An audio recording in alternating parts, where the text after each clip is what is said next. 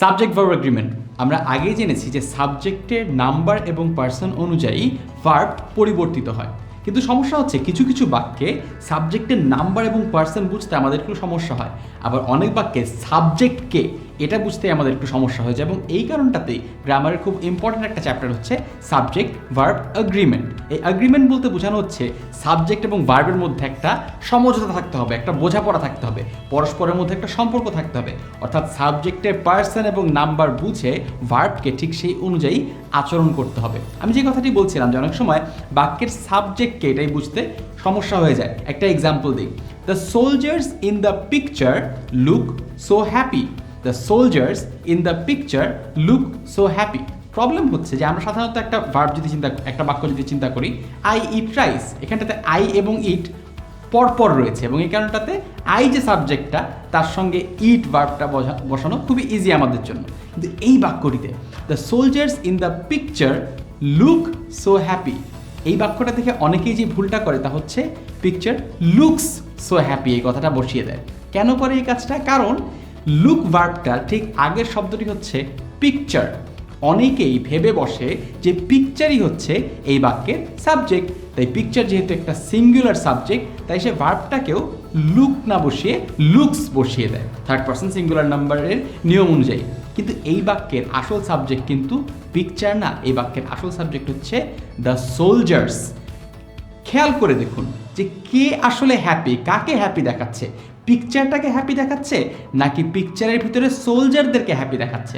অবশ্যই সোলজারদেরকে হ্যাপি দেখাচ্ছে। তাই the soldiers in the picture look so happy, ছবির ভিতরে যে সৈনিকরা রয়েছে সৈনিকদেরকে হ্যাপি দেখাচ্ছে। তাই এই বাক্যের সাবজেক্ট পিকচার না বরং দ্য সোলজার্স। দ্য সোলজার্স হচ্ছে এই বাক্যের সাবজেক্ট। এরকম আরেকটা এক্সাম্পল যদি আমি বলি, a garden full of roses is a treat for the eyes. A garden full of roses is a treat for the eyes. আবারও ভার্বের জাস্ট আগে যে কথাটি আছে তা হচ্ছে roses.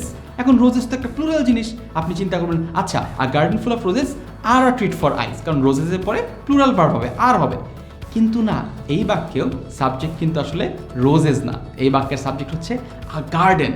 A garden full of roses, এই পুরোটা মিলেই কিন্তু সাবজেক্ট, অর্থাৎ মূলত গার্ডেনের কথা বলা হচ্ছে, ফুল অফ রোজেস দিয়ে গার্ডেন কথাটার বৈশিষ্ট্য বর্ণনা করা হচ্ছে। এটা একটা নাউন ফ্রেজ, অর্থাৎ a garden full of roses still একটা গার্ডেনকেই বোঝায়, অর্থাৎ এটাও একটা সিঙ্গুলার সাবজেক্ট, তাই ভার্বটাও সিঙ্গুলার হতে হবে। A garden full of roses is a treat for the eyes, অর্থাৎ আমরা বুঝতে পারছি যে সবসময় ভার্বের সাথে লাগানো যে নাউনটা থাকে বা যে প্রোনাউনটা থাকে সেই সবসময় যে সাবজেক্ট হবে এটা নেসেসারি না। অনেক সময় নাউন ফ্রেজ আকারে এমনভাবে সাজানো থাকে যে মূল যেই জিনিসটাকে বোঝানো হচ্ছে সেইটা ভার্ব থেকে একটু দূরে অবস্থান করে এবং সেই কারণটাতে ওইটাই যে বাক্যের সাবজেক্ট এটা বুঝতে আমাদের একটু সমস্যা হয়। তাই এই জিনিসটার জন্য আমি সবসময় আমার ছাত্রদেরকে বলি যে বন্ধু তোমার বাক্যের সাবজেক্টকে চিনে নিও। সাবজেক্ট ভার্ব এগ্রিমেন্টের সবার প্রথমে যে চ্যালেঞ্জটি রয়েছে তা হচ্ছে বাক্যের সাবজেক্টকে সেটা একটু বুঝে নেওয়া, কার বিষয়ে কথাটি বলা হচ্ছে বা কে বাক্যে কাজটি করছে সেই বিষয়টা একটু আগে থেকে বুঝে নেওয়া। কিন্তু আমাদের নাউন দুটো যদি অ্যান্ড দিয়ে কানেক্ট না হয়ে অ্যাজ ওয়েল অ্যাজ দিয়ে কানেক্ট হয়, অ্যালং উইথ দিয়ে কানেক্ট হয়, বিসাইডস দিয়ে কানেক্ট হয় বা অ্যাকম্পানিড বাই দিয়ে কানেক্ট হয়, সেক্ষেত্রে কিন্তু আমরা এটাকে সিঙ্গুলার হিসেবে কনসিডার করব না। আমরা যেটা করব সেটা হচ্ছে এই as well as, along with, beside, accompanied by এর সঙ্গে যা কিছু আছে ওইটুকুকে ইগনোর করব। ওটুকু না থাকলে আমরা যেই ভার্বটা ব্যবহার করতাম এক্স্যাক্টলি ওই ভার্বটাই আমরা ব্যবহার করব। ফর এক্সাম্পল আমি যদি বলি he along with his business partners has attended হবে না হ্যাভ অ্যাটেন্ডেড হবে?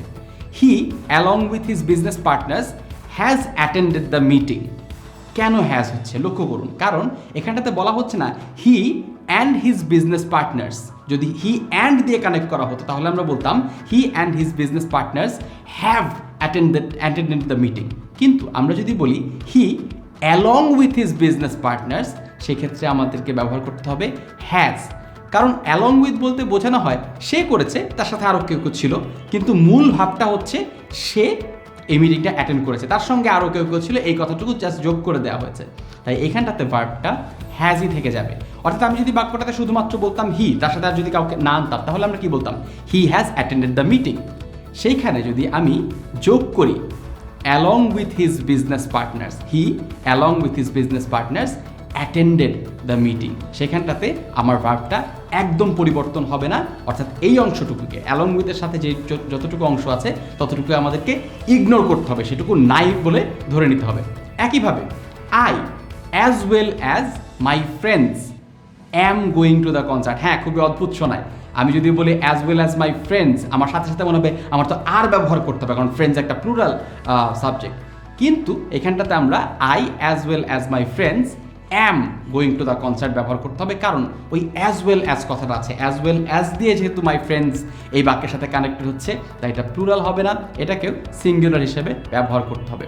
আবার লক্ষ্য করি, the PM accompanied by the ministers is having lunch, আর হ্যাভিং লাঞ্চ না, ইজ হ্যাভিং লাঞ্চ, কারণ বাক্যের মূল ভাবটা হচ্ছে পিএম লাঞ্চ করছে, তার সাথে মিনিস্টাররাও আছে, এই জিনিসটা হচ্ছে বাক্যে বোঝানো হচ্ছে।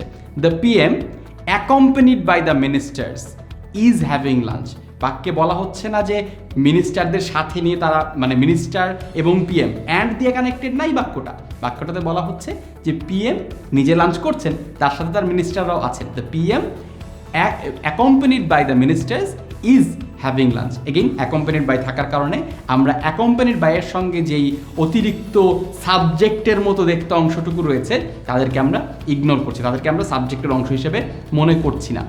Last example, Fabliha beside her friends was present in the session, Fabliha beside her friends was present in the session, অর্থাৎ ফাবলিহা ছিল, তার সঙ্গে তার বন্ধুরাও ছিল, কিন্তু মূল বাক্যের যে ভাব তা হচ্ছে ফাবলিহা ছিল, এইটাই ইম্পর্টেন্ট। অর্থাৎ আমরা যে জিনিসটা দেখলাম তা হচ্ছে যখন আমাদের দুটো সাবজেক্টের মতো সদৃশ জিনিস, মূলত সাবজেক্ট প্রথম যে শব্দটি থাকবে সেটাই সাবজেক্ট, সেটা যখন কানেক্টেড থাকবে অ্যাজ ওয়েল অ্যাজ দিয়ে, অ্যালং উইথ দিয়ে, বিসাইড দিয়ে বা অ্যাকম্পানিড বাই দিয়ে, তখন ওই অ্যাজ ওয়েল অ্যাজের পরের অংশটুকুকে, অ্যালং উইথের পরের অংশটুকুকে, বিসাইডের পরের অংশটুকুকে এবং অ্যাকম্পানিড বাই এর পরের অংশটুকুকে আমাদেরকে ইগনোর করতে হবে ভার্ব সিলেক্ট করার ক্ষেত্রে। He along with his business partners has attended the meeting, business পার্টনার্সের কারণে আমরা এটাকে প্লুরাল বানিয়ে দেইনি, আমরা সিঙ্গুলার ভার্ব হিসেবে ব্যবহার করেছি। লাস্ট সামারি করে দিই, যদি অ্যান্ড দ্বারা দুটো সাবজেক্ট বা দুটো নাউনকে কানেক্ট করা হয় সেক্ষেত্রে আমরা দুটোকে প্লুরাল হিসেবে কনসিডার করবো, দুটো মিলে একটা প্লুরাল সাবজেক্ট হয়ে যাবে এবং ভার্বটাও প্লুরাল হবে। কিন্তু যদি as well as, along with, beside, accompanied by এগুলো দ্বারা কানেক্ট করা হয় তাহলে দুটো মিলে আমরা সাবজেক্ট কনসিডার করব না, প্রথম যে শব্দটি থাকবে, প্রথম যে নাউনটি থাকবে, প্রথম যে ব্যক্তিটি থাকবেন তাকেই আমরা সাবজেক্ট হিসেবে কনসিডার করব।